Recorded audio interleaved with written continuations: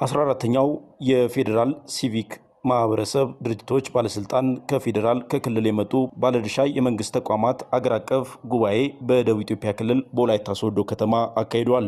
ሲቪክ ማህበረሰብ ድርጅቶች ለጠንካራ ማህበረሰብ ግንባታ፣ ለበጎ ፈቃድ አገልግሎት፣ ለዜጎች መብት መከበርና ለዲሞክራሲ ግንባታ የሚያበረክቱት አስተዋጽኦአቸው ትልቅ መሆኑን ጉባኤውን በንግግር ያስጀመሩት የደቡብ ኢትዮጵያ ክልል ብልጽግና ፓርቲ ቅርንጫፍ ጽሕፈት ቤት ኃላፊ አቶ ገብረ መስቀል ጫላ ተናግረዋል። የሲቪል ማህበረሰብ ድርጅቶች ለጠንካራ ማህበረሰባዊ ትስስር፣ ለሲቪል ባህል ግንባታ፣ ለዲሞክራሲ ባህል ግንባታ፣ ለአዎንታዊ የሰላም ግንባታ፣ ለማህበረሰባዊና ኢኮኖሚያዊ እድገት፣ ለበጎ ፈቃድ አገልግሎት፣ ለፍትህ መረጋገጥ፣ ለሰብአዊና ዲሞክራሲያዊ መብት መከበር፣ በዲፕሎማሲ መስክ የአገር ገጽታ ግንባታ ከፍተኛ ሚና እንዳላቸው ይታመናል። ይህንን በመገንዘብ የክልሉ መንግስት ሚናቸውን በአግባቡ እንዲወጡ በጋራ መቆም የሚያስችል የህግ ማዕቀፍ ማውጣት፣ የሲቪል ማህበረሰብ ድርጅቶች ምክር ቤት ማቋቋምና ጉባኤ በማደራጀት ተግባራዊ ስራ ውስጥ ገብተናል። በሲቪል ማህበረሰብ ድርጅቶች እና በባለድርሻ አካላት መካከል በየደረጃው የሚስተዋሉ የቅንጅት ችግሮችን በመቅረፍ እና መተማመን በመፍጠር ሲቪል ማህበረሰብ ድርጅቶች የመንግስት አጋር እንዲሆኑ የሚያስችል ተቋማዊ ጥንካሬና ግንኙነት መገንባት ያስፈልጋል።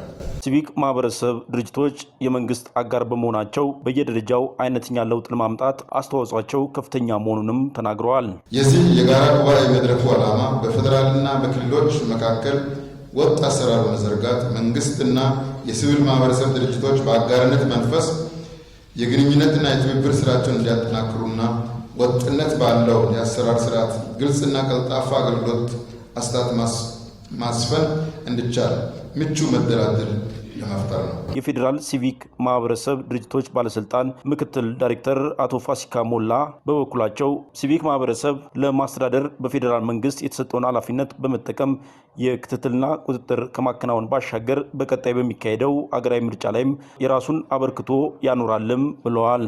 ተቋማችን የሲቪል ማህበረሰብ ድርጅቶች ባለስልጣን የሲቪል ማህበረሰብ ድርጅቶች ዘርፍን የማስተዳደር እና የበጎ ፈቃደኝነት ባህል የመገንባት ሁለት ዋና ዋና ተልእኮዎች በሕግ የተሰጠው የፌዴራል አስፈጻሚ መስሪያ ቤት ነው። የሲቪል ማህበረሰብ ድርጅቶች መጪው ሀገራዊ ምርጫ ዲሞክራሲያዊና ሰላማዊ ሆኖ እንዲካሄድ የበኩላቸውን አዎንታዊ ሚና መጫወት ይኖርባቸዋል። በየደረጃው ያሉ የመንግስት ተቋማትን ለዚህ ስራ ምቹ ሁኔታዎችን መፍጠር፣ ተገቢውን ክትትልና ድጋፍ ማድረግ አለባቸው። በ14ኛው ጉባኤያችን ባለስልጣን መስሪያ ቤታችን መጪውን ምርጫ በተመለከተ ያዘጋጀውን እቅድ አቅርቦ ውይይት የምናደርግበትና የጋራ ግንዛቤ በመፍጠር ለተግባራዊነቱ የምንረባረብ ይሆናል። በግንቦት ወር 2018 ዓ.ም በሚካሄደው 7ኛው አገራዊ ምርጫ በስኬታማነት እንዲጠናቀቅ የሲቪክ ማህበረሰብ የራሱን ድርሻ እንደሚወጣ የተናገሩት ደግሞ በክልሉ በምክትል ርዕሰ መስተዳድር ማዕረግ የደቡብ ኢትዮጵያ ክልል ፋይናንስ ቢሮ ኃላፊ አቶ ተፈሪ አባተ ናቸው። በክልላችን ወደ 132 የሚሆኑ የሲቪል ማህበረሰብ ድርጅቶች በተለያዩ ፕሮጀክቶች ወደ 281 የሚሆኑ ፕሮጀክቶች ወደ 15.6 ቢሊዮን ብር ሀብት በማፍሰስ የባለድርሻ አካላት ሚናቸውን እየተወጡ ወደ 5.69 ሚሊዮን የሚሆኑ የህብረተሰብ ክፍሎች ተጠቃሚ እያደረገ ይገኛል። በቀጣይ ግንቦት 24 2018 ለሚደረገው 7ኛ ዙር ሀገራዊ ምርጫ የዚህ ሲቪል ማህበረሰብ ድርጅት ሚናው የጎላ መሆኑን በመገንዘብ ምርጫው ፍጹም ሰላማዊ፣ ዲሞክራሲያዊና በህዝቡ ዘንድ ታማኝ እንዲሆን ሚናው የጎላ በመሆኑ የበኩሉን ሚና እንዲጫወት ጥሪዬን አቀርባለሁ።